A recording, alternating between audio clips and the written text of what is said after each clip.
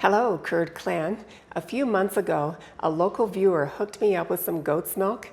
Thank you, Andrew. I was so excited. I had such a hard time deciding what to make.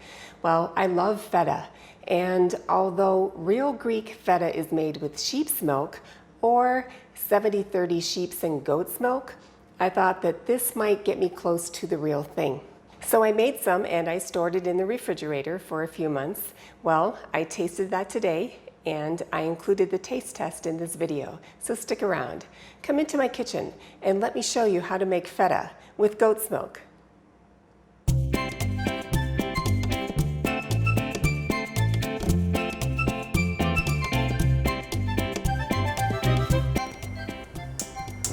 Take a gallon of pasteurized goat's milk and slowly heat it to 86 degrees Fahrenheit.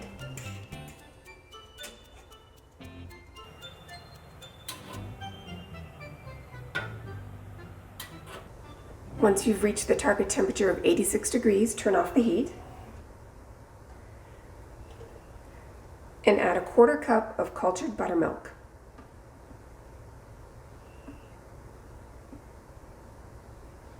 You can get this at your local grocery store. Just make sure it's cultured. Pour it into the milk.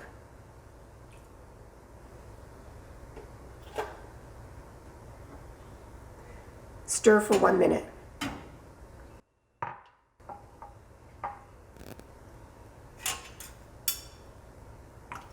And place the lid on the pot. Let the milk rest for an hour. This recipe depends on maintaining an even temperature of 86 degrees for about a little over 2.5 hours. So I like to use a towel to help insulate the heat. Just make sure that the stove is off. All right, we'll see you in an hour. All right, it's been an hour and now it's time to add the other ingredients.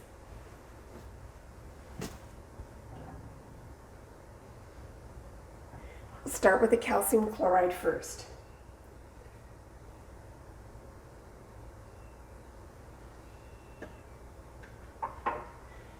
You'll take a quarter cup of non-chlorinated water and then we will add a quarter teaspoon of the calcium chloride. Hang on, I gotta get my teaspoons.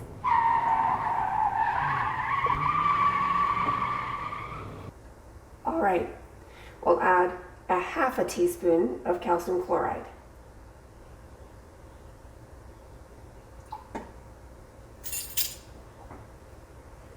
Mix it in the water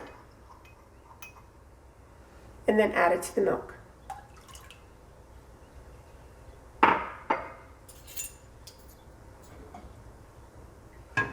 You'll stir this for 1 minute.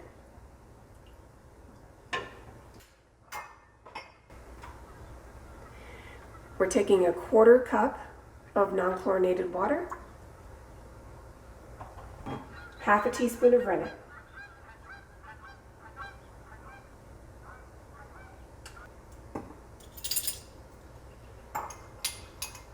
mix it in and pour it into the milk.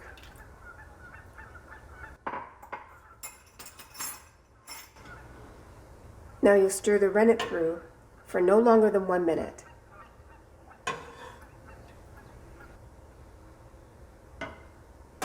All right, place the lid back on the pot, cover it up, and we will see you in 45 minutes.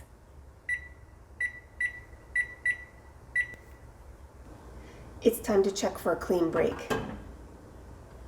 Take a knife or a curd cutter and insert it into the center of the milk and pull it back. And if it fills with whey, which it is doing, it's ready to go. Okay, let's cut these curds. We're going to cut them first vertically and then horizontally.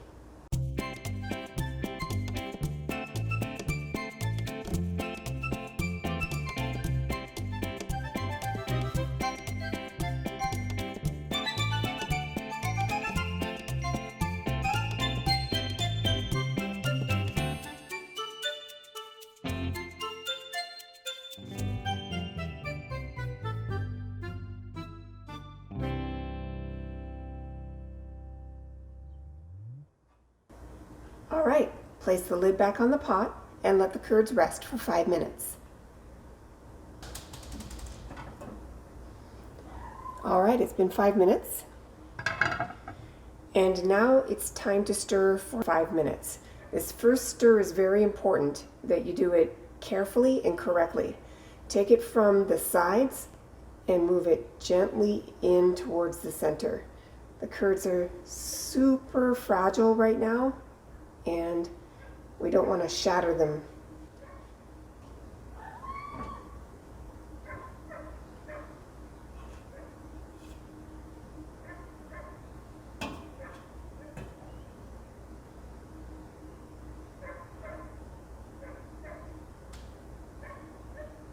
And when you're finished stirring the curds for 5 minutes, cover the pot and let them rest for 20 minutes.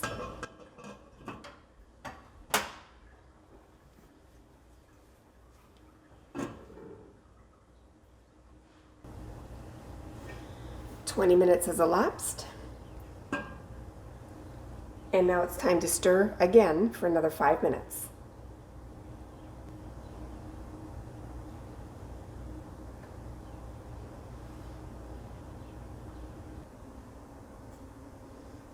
Okay,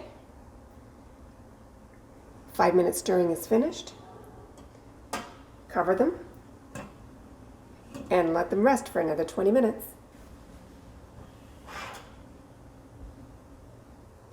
Now at this moment you have a choice. You could continue to stir for another 20 minutes, and what that would do is it would produce a firmer cheese, but I like a little bit of a softer and more crumbly texture, so I'm going to go ahead and scoop them now. So here's what you'll do. You'll take a fine mesh spoon or a slotted spoon, and you begin to scoop the curds.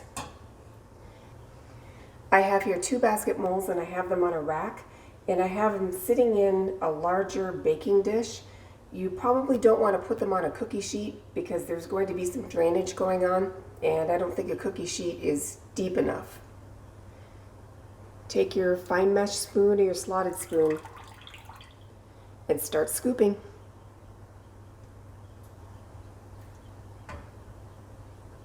Oh yeah, these curds look awesome. It's going to make a nice cheese.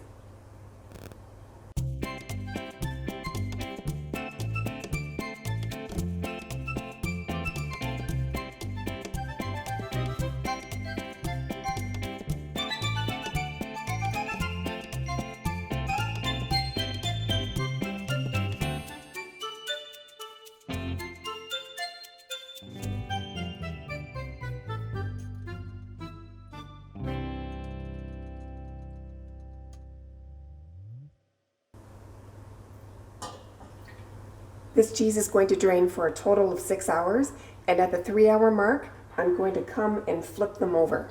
See you in a few hours. It's 3 hours later, and these are looking beautiful.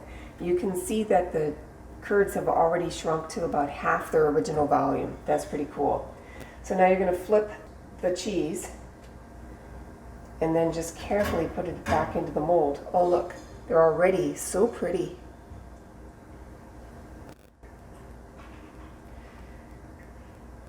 They're very fragile right now. Go easy on the flip.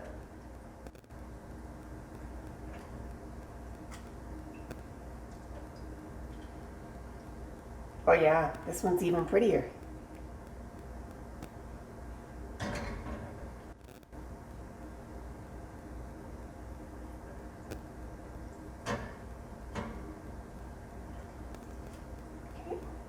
From this point on, they're going to rest for another 3 hours. You can choose to flip them a couple of more times or just let them rest. It's up to you.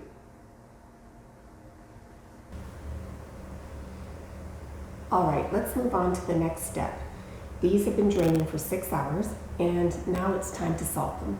So you'll take a ripening box, and a ripening box can be something like a pie tin, really any sort of plastic container with a lid, and then place 2 draining racks inside the container. Now you'll take your cheese and flip them over. I'm not sure you can see this. Isn't that beautiful? So pretty. Just place them in the box.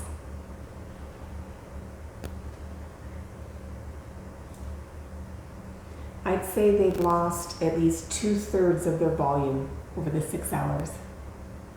Just put them right there in the box.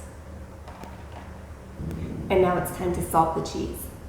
So you'll take some non-iodized salt and you'll sprinkle it on the cheese.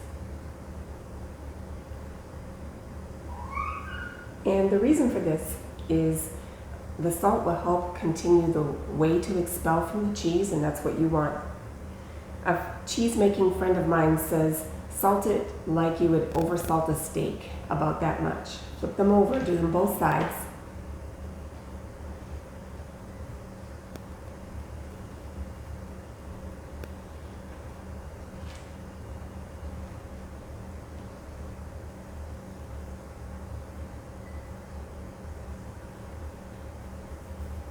Just like that. Then you're going to take the container and leave it just slightly ajar. Or if you have a vent on the top, you can just turn the vent. Now you'll take this cheese and you'll place it on the countertop.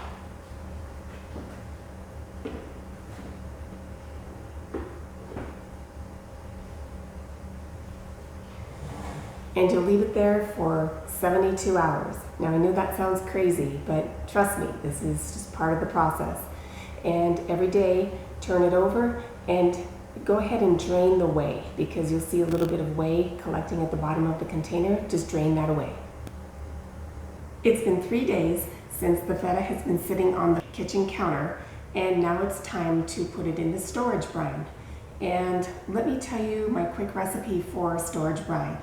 It's a ½ gallon of purified water, about 6 ounces of non-iodized salt, about 1 tablespoon of distilled white vinegar, and about ½ teaspoon of calcium chloride.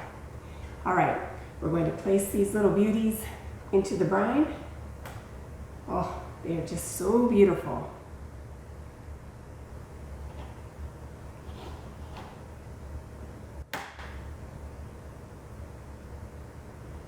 That's it. And I'm going to store it in my refrigerator for up to 6 months. These are going to be the star of my salads for a good part of spring and summer. Okay, let's tear into this cheese. I'm excited to give this one a try. The cheese itself is very white. I think it might be even just a little whiter than the cow's milk feta. And it smells a little pungent. It smells good. Oh, it's creamy.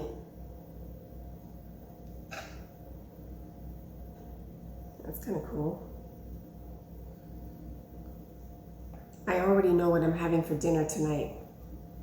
Steak salad with feta.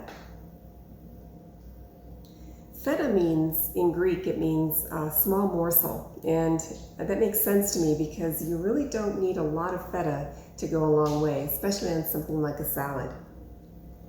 Let's see how it crumbles.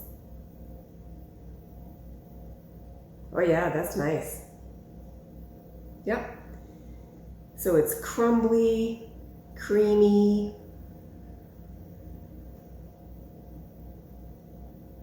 Yeah, that looks good. Really good. Okay, let's taste it. Small morsel is right. Oh yeah. The salt level is perfect for me. It's spot on. It's tangy, definitely. And yeah, it tastes like goat's milk for sure, but it's good. The big question is, do I prefer cow's milk or goat's milk feta more? And there's only one way to find out. I think I have a little piece left. Hang on.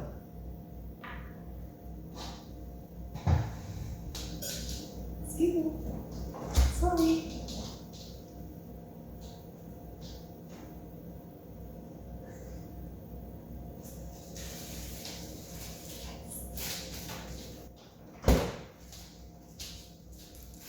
so glad I had this extra piece of cow's milk feta. It's my last one. All right, let's do this. Okay, first of all, first things first, the cow's milk is not quite as white as the goat's milk feta. Really close, but not quite. And it smells a little different. And I think that might be because I put lipase in this. So they definitely are going to have a different flavor. Let's taste it.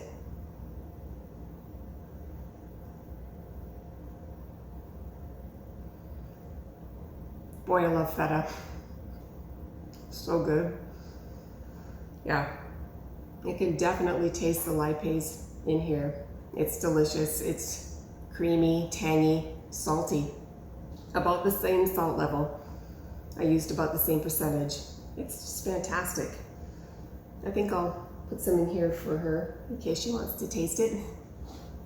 But yeah, it's good. So which one do I prefer? I don't know. They're both good for different reasons. And I think this is really coming down to your preference, whether you prefer a cow's milk cheese or a goat's milk cheese. For me, it's just split down the middle. I'd love either one of these. And it's gonna go great on a steak salad tonight. I hope one day to get my hands on some sheep's milk so I can make some real Greek feta. That'd be a treat. Couldn't wait to try it. This was a lot of fun. And I'm glad we could do the comparison. Thanks so much for watching. We'll see you in the next episode.